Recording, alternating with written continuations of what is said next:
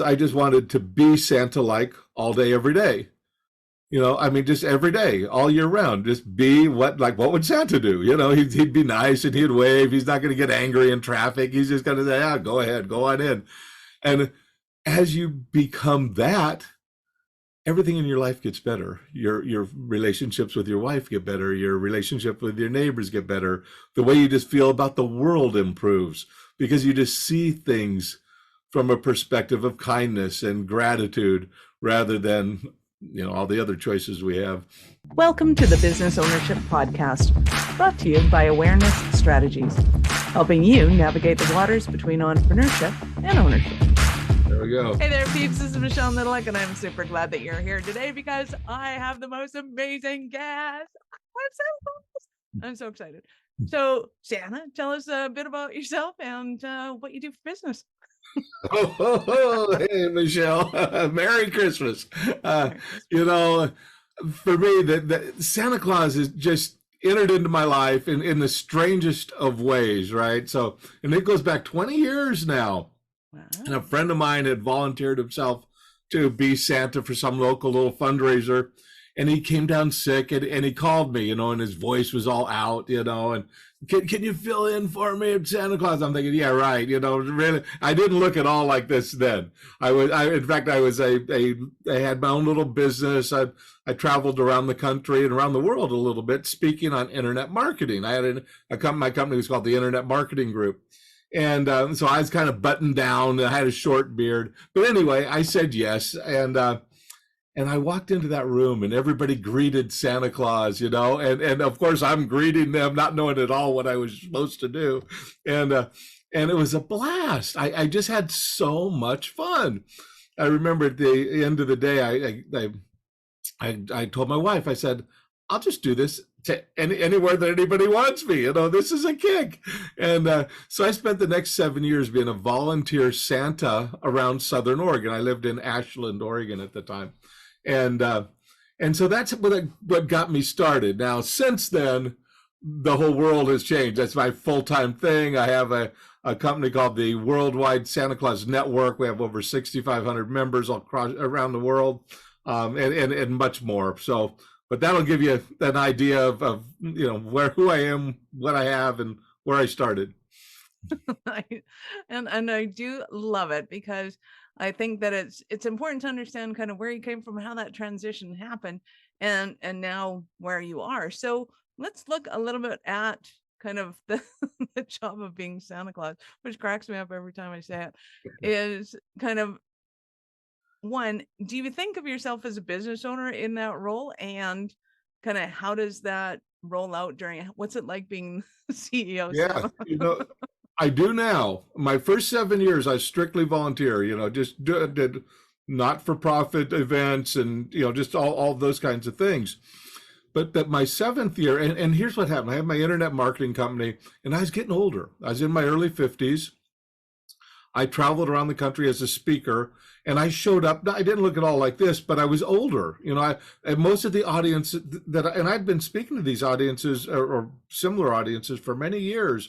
But as I got older, and the expectation for the presenters on internet marketing were younger. They expected a 25-year-old or a 30-year-old show up, and there's a guy that's 50 and look every minute of my age, So, and I was ready to find a change. So after this goes back to 2011, but in 2011, I had an opportunity with Microsoft to appear in a mall promoting kind of a Microsoft product, but giving away free photos with Santa, and we're kind of demoing this product. And it was a mall down in Southern California near Beverly Hills.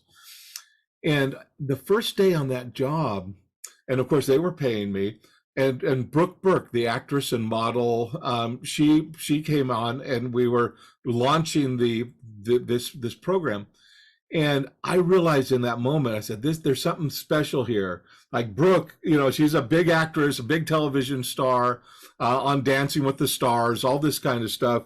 They have her on there. And me, Santa, I didn't know how much she was making, but I was sure my share was much less, right? So then all of a sudden I started thinking, there's an opportunity for Santa in business. And not just mall photos, like we think of with families, but as somebody that can partner with businesses. And that's what really kind of got me excited.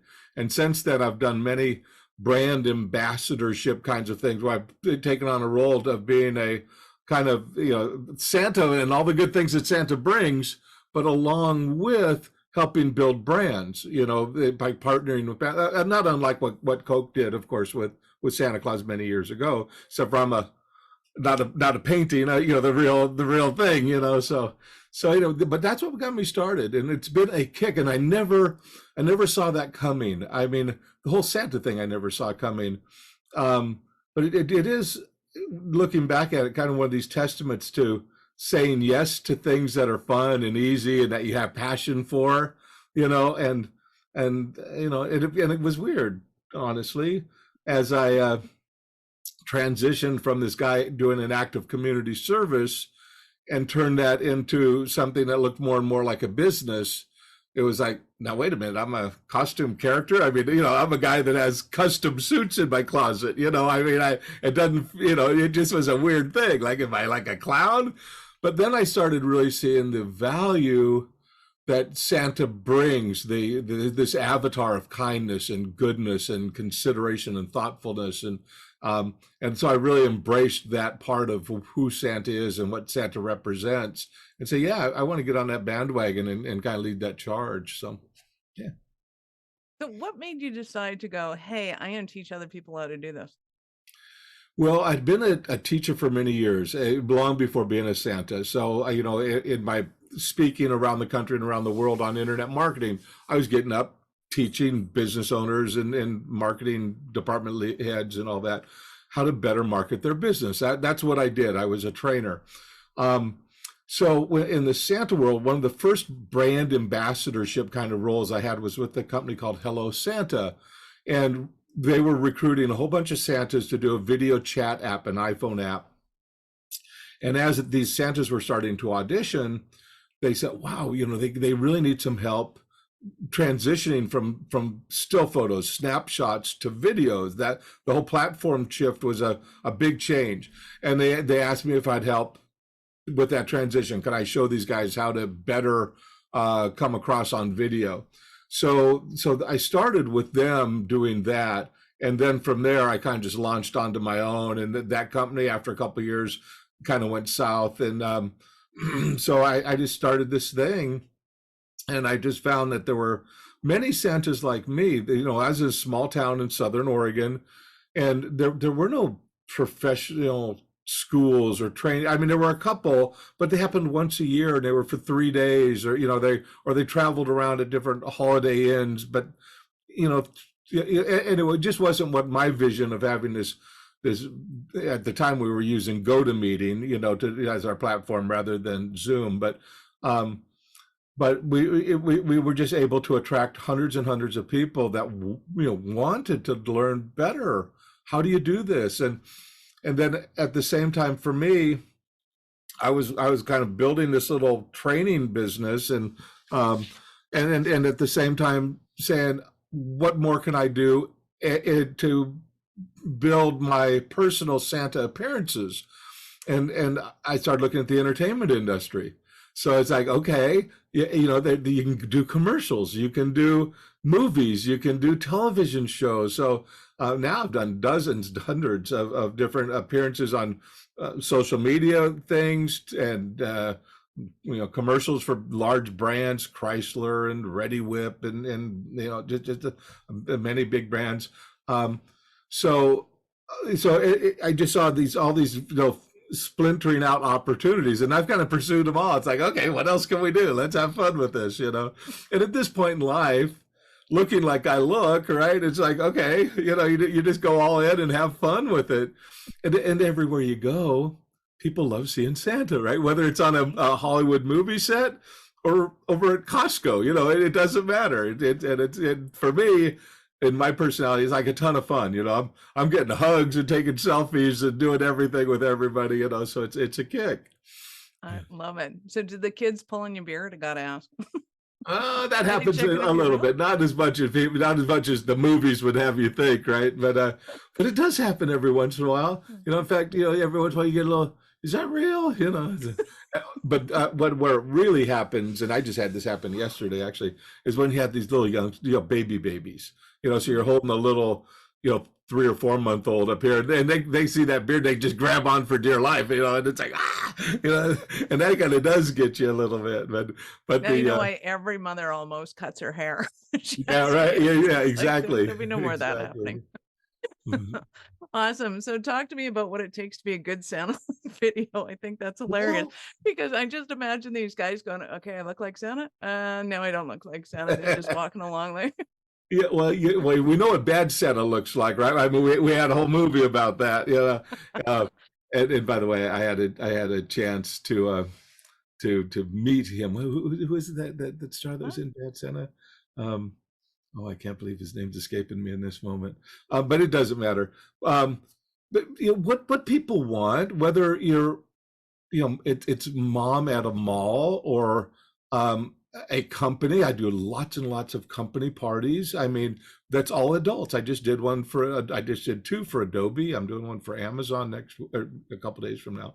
Um, I do a lot of those and have for years. But the important thing that everybody wants when Santa shows up is Santa to be authentic, right? Just to be real, to look real, to sound real. And again, whether it's for adults or for children, seniors, hospital visits, it's all the same. Be real. So then the question becomes, what does that look What's like? What, real to what do me? people? Pretending to be somebody you're not. Yeah, right. But we have all this stuff, right? Santa has a personality that we all put on him. We know, and I ask the kids all the time, is Santa, what does Santa like? Is he grumpy or is he jolly? He's jolly, right? Excuse me. So we know Unless, that, of course, we're not hitting deadlines really close too. right, right. Well, we have a good crew. We know we have a good crew up there at the pole, so but no, they do expect people to meet their expectation of what Santa looks like and sounds like and acts like. So a big part of our training, and again, it's mostly a bunch of guys that are 60 or 65 plus, retirees. Somebody told them they look like Santa, or they got roped into being Santa for a church or a chamber of commerce or something, and like me, fell in love with it, Mm. and then said, okay, well, how do I get better at this? And so what we tried to do is to take that guy that was a truck driver or an airline mechanic or whatever, and say, look, the more that you can be jolly and use the language that Santa would use and all that, the better it's going to be. And here's the beauty, and I know you have a business audience listening to this. They and most of them will relate to this, but the demand for Santa Claus far exceeds the supply, far exceeds. I mean, and every year there's a greater and greater demand for good Santas, and people are paying significant money for that. I mean, and so we think about mom, or we think about a mall, or we think about Santa showing up at a preschool, and all those things happen. But in addition to that, there's more and more where Santa's working with photographers for mini sessions, what they call them. And then those photographers and the Santas collaborate to create kind of an experience. So it's not just going in for photos like we think about in a mall and 2 minutes later you're in and out and done. It's 15 or 20 minutes with Santa, and you're going through a series of questions and sets, and then you walk out of there, and the words that's often used, it's a transformational experience. So the kids have an experience with Santa. They get to ask questions. Santa tries to you give a little bit of age-old wisdom to this 6 or 7 or 8-year-old, and the photographers charge significant money for that. The parents are more than willing to pay for it, but the Santa has to be able to work in that kind of environment and provide what's expected. Or we teach in our school, we always want to exceed the expectations. We call that being extraordinary, when we exceed the expectations. But yeah, so we have all these, not to mention all the explosion of videos. Like every company's using video. All their online marketing is video based.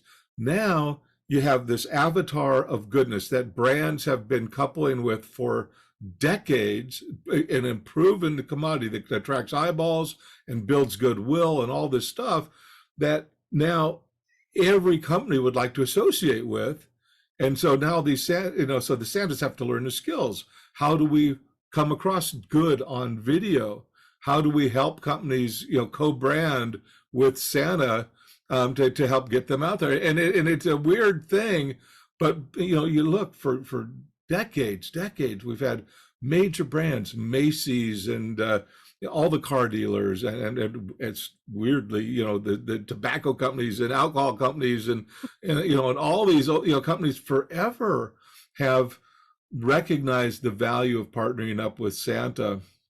So now more and more of us are figuring out, okay, we don't want to ruin who Santa is, right? I mean, Santa is this thing that we all put on a pedestal, but at the same time, we can bring eyeballs to, and shed light and bring attention to what we hope are good products and good things that serve people well. So, that's kind of the mission that we're on. So other than being able to grow a good beard and a mustache and have white eyebrows.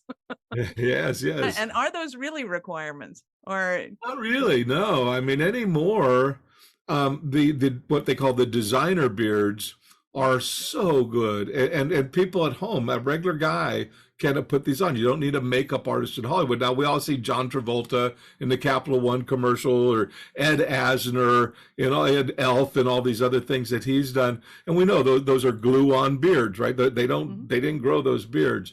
I mean, we've seen that in a ton of movies. And that can happen right now, day to day. In fact, we even have women who are Santas, and they're great Santas. And a child sitting on their knee can look right up at them and think that they are a man and they are Santa Claus.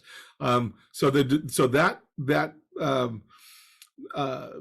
growth, I think, in that area of portraying Santa, the beards and now that the yak hair and all this. Is just phenomenal. So anybody can portray Santa, but it's more about the heart. It's more about having the right attitude, the ability to communicate reasonably well.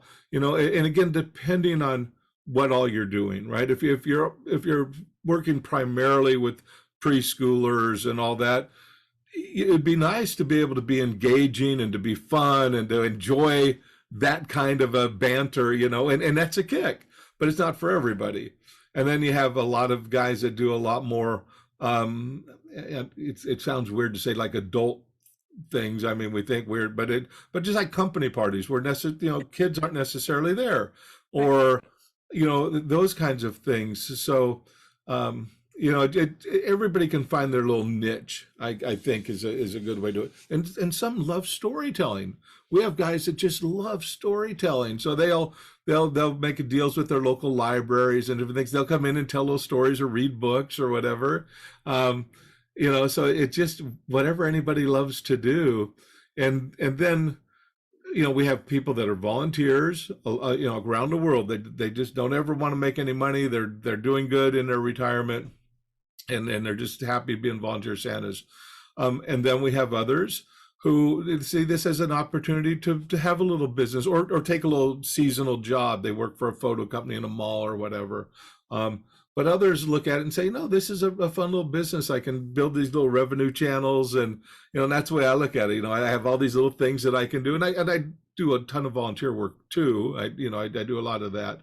But there are, when you're doing things, there are certain things that are just economically based, right? They are commerce. And so for that, we want to be fair. And in our community, unfortunately, for many years, there were, I think, not deliberate, but there were deals made where the photographers or the videographers maybe were looking out for their best interest. Santa didn't know what to do because he's a retired mechanic, right? He doesn't know about deals, and consequently they got into things that financially didn't serve them well. And now we do more license deals where we get paid for the shoot and then the usage of images, very much like regular models do, or anybody that's in the business of entertainment. That's the way they do. But in our industry for a long time, people didn't realize the differences in that. They just sold their hour. They They had an ripped hour off photo Santa shoot. Claus. That is so wrong.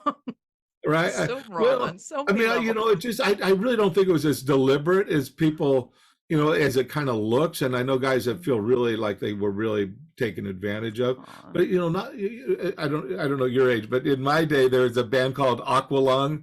Um, Mhm. and they were very famous, Jethro Tull, or an album called Aqualung and a band called Jethro Tull. And the album cover was designed, but it's a watercolor painting. It's kind of creepy looking. But the guy, sold the painting to the band or whoever the production company for a small fee, no ongoing royalty or usage. And in hindsight, it was one of these things where he could have made maybe millions, and he made $1,500 or whatever. Yeah, it kind of stings, right? But so Right. now we just say, okay, we just want to be fair, and Right. what is fair? And now we Well, recognize that stuff, and and, I think and that's learning the is part of business too. right. Oh yeah, Like, that's I right. And mean, it's come on. it yeah. It is the personal evolution, in my opinion, of what happens in business. And I particularly love the idea of evolving into Santa Claus because I mean the psychology of it, the verbiage of it, the all of the things that you're mentioning of it kind of crack me up, even if you're doing adult shows, which I totally get. Um, in the corporate scene of things or otherwise, it's still an ability to be able to make people feel good at the end of the day and to bring hope Totally. and prosperity to people. Like that is Santa Claus. Like I tell that is our the people all the time, whole we're about spreading the Christmas spirit. right. People see us, and again, and if we do that in a big way, a big community tree lighting ceremony, or if we're on a national television show, I was on the Jimmy Kimmel show and things like people just light up and Right. what a joy it is to be the person that helps the room light up, right? Right. What a So great that's way a to spend retirement. Like right. getting happier by the minute. That's I awesome. it, that it's an easy thing to gloss over that, but that's really true. So many of these guys had jobs that they didn't love, Right. but they spent the last 10 or 15 or 20 or 30 or more years doing things that were kind of painful. Every day was labor to get out of bed. And now, I mean, people are chomping on the bit for Santa season to come. We have our school goes year round. We're going to have a debrief session on the third day of January. And, and we'll have classes start again in February. And people are just chomping at the bit. And people don't realize this, but very often the photo sessions will start in October. So we'll have that. We'll be doing television work as early as June, and sometimes before that, we shot a show in February a couple of years ago. Well, there's a lot Um, of companies doing Christmas in July. So oh yeah, there's a lot of that. So so there all these things, they're just fun. And for us old guys, it's just like, hey, this is a great way to hang out. There's a camaraderie, of course, in the community as well, which is just a very neat thing, especially these days with technology. Like you're in right. Canada, I'm in Oregon. I mean, but either of us could be anywhere, right? Right. I mean, and we can connect. And when you start doing this, we meet weekly, and when you start doing this weekly, all of a sudden you start to know people. And now when you'd go there, if I flew to Atlanta for something, I'd meet up with some of our friends. And we have that all the time within our community where these virtual beginnings turn into in-person dinners and lunches and, all that sort of thing. It's awesome. Yeah. That is. Well, and I can totally see, having regalias in the likes of Florida and the Caribbean all year long because I mean you can always sell Santa on holidays. That's right. That's true. It's true. Uh, We can come up, we can make this a 365 gig if you really wanted to. So tell me more about this class that's starting up because I think this is hilarious and awesome. Anybody listening to this is going, hey, I could do this as a side hustle. And the importance to me is as entrepreneurs, we live very solitary lives. yeah. We're stuck in our own heads a lot of the time. The most fun I ever had in my work was going to the airport and some little kid was going to Disneyland and just started singing in the middle of the airport that they were going in Disneyland. And like, that's how I want to live every day. I don't want to go to work. I don't want to fly Yeah. big for business. I want that feeling forever. Yeah. And you can't get that feeling without listening to a little kid kind of being that happy. And then you go, oh, yeah, right. So to me, to be able to have just a little bit of that sugar and spice in your life, and or go, hey, this could totally be a full-time gig, to be able Yeah, to kind of totally. sparkle that, share the sparkles with everybody else, to be able to start a little something and spread the good news. So people who are, do they just have to be interested? How does it, what kind of people do you usually bring? And then kind of we'll get into what happens. Yeah. So I mean, if anybody's interested, they can go over to northpoleneighbors.com. And we're not selling anything there. It's all, we're just giving a bunch of stuff away just to so people can open their eyes to what's this really all about. And we have I think 20 of us put together our little beginning story in a little PDF doc, and so you can just read how people got started as Santa and what their experience has been and all that. But it's exactly what you said. It's that thing that you feel like bringing smiles. You know, we hear that a lot. Many in our community call it a calling. I didn't know this, but once I put my, dip my toe in this pond, I feel like this is my thing. This is something that why did I find this earlier in my life? We hear that over and over and over again. Now, that said, it's not for everyone. But I honestly believe you don't know if it's for you if you step back and logically judge it. I mean, I know that when I was kind of roped into filling in for my buddy who had become sick, there was every ounce of my being would say I would never be Santa Claus. This is a one-off weird thing. Okay, I'll do it just because he's my best friend at the time.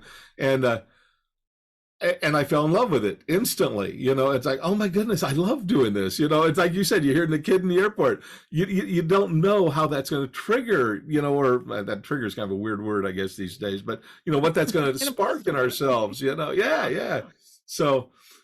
But that's it. So my thought is if you have the opportunity, you don't have to feel like you're Santa just waiting to come out, it's just like, do it and just see what you think, and have fun with it. And it'd be surprising to people, I think, how much they enjoy it. And then, and this is another thing that's really interesting about this. I get letters from Santas every day about, well, multiple times a week, about how much they appreciate the training and all the good stuff that they get from that. And I love all those, of course. But what's really interesting is I get probably 10 or 12 letters every year, emails, from wives of Santa saying, thank you. We were able to go on a cruise that we were never wanted to, always wanted to do and never able to, or we put a new roof on the house, and thank you for helping my husband earn this extra money. And he's had so much fun doing it.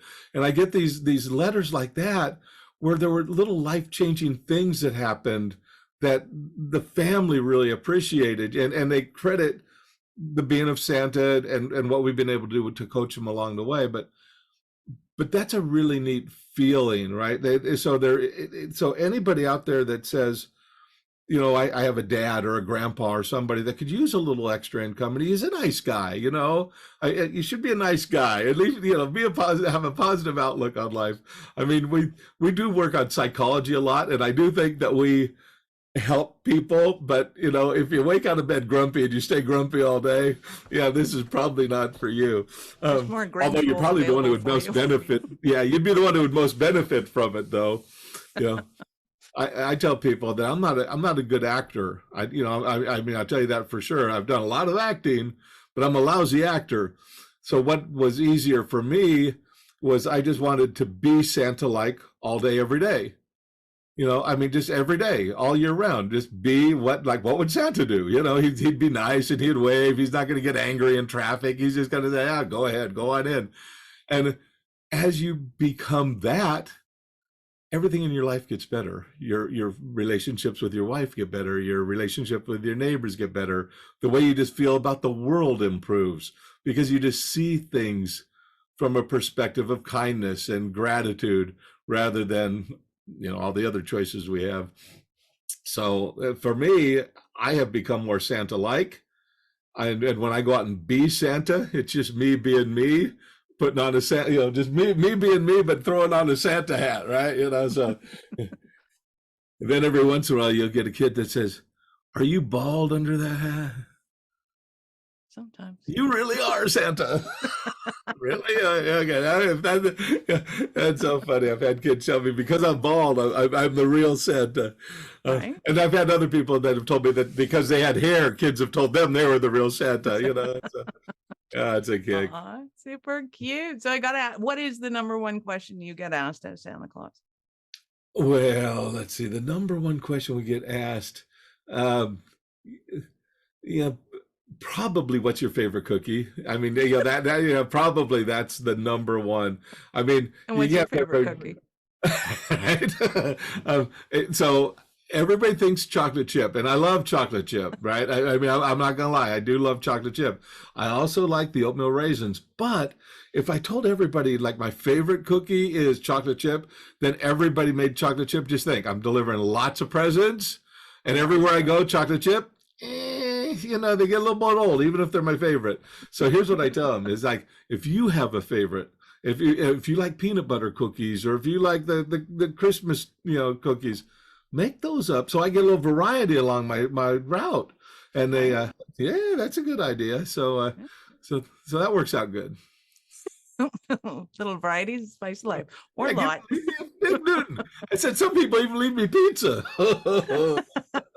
Well, I know we used to leave Santa sherry. He really liked that. Yeah.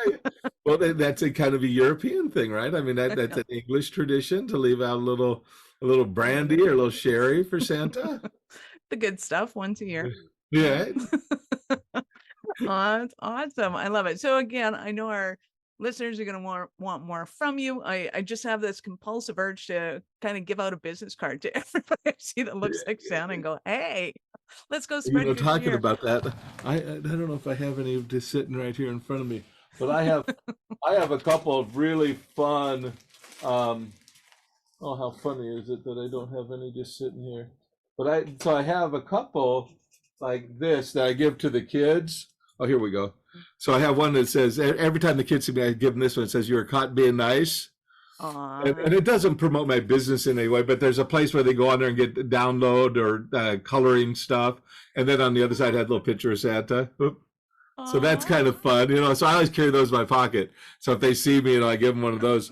And then I give the parents one of these, and it's just it's that Santa guy, and it has me with a whole bunch of celebs that I've had a chance to work with and stuff.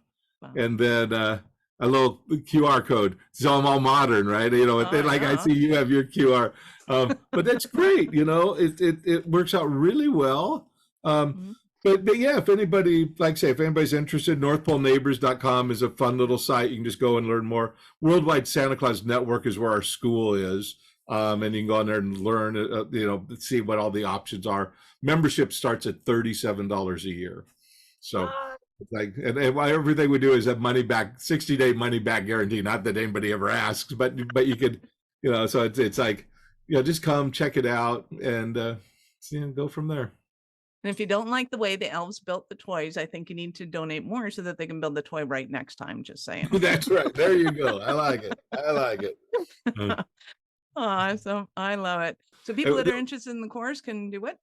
Okay, so we have all of our Santa training that's available at the Worldwide Santa Claus Network. Also at .com, I guess I should throw in .com. But also for anybody that just wants a Santa visit via Zoom or a video message, so we can do that. Yesterday I had children in Ireland, I had children in Canada, and so everywhere, people around the world. If you want to do a little Zoom call, you can do that at zoomsanta.com, zoomsanta.com, and find those out. That's a ton of fun too. Right? That's awesome.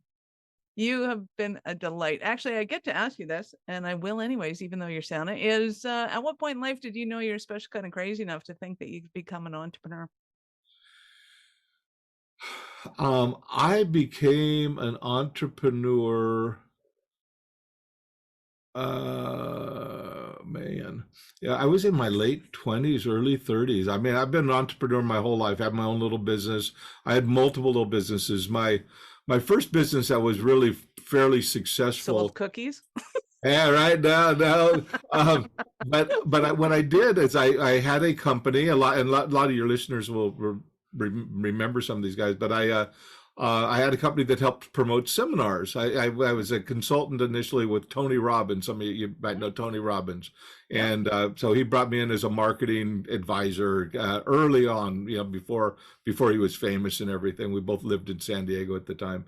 And then I built a little company to help him promote his seminars around the country and in Canada. And then I started picking up other clients in that business. So Brian Tracy and Tom Hopkins in the real estate world, and Ken Blanchard and Deepak Chopra, and all these guys became clients, and we promoted seminars for many years. So I did that, and then from there I jumped into the internet marketing group in the 90s when the internet became some awesome Santa training going on there. Yeah. So I do have that background in education and in training and in marketing. So I try to help bring that to our community so they can serve people in their communities to help better, to bring good products into the awareness of people and to serve people well in every way, lift their spirits and increase I call it the Christmas spirit, love in action, right? It's easy to say I love somebody. Prove it. Like, what are you doing? How show me, what does that mean to you? Right? You have to do something. And so Christmas reminds people that we do stuff. We give them a gift. We show them a kindness. Even if it's a plate of cookies, even if it's just a smile, but we're conveying some love. We're doing something.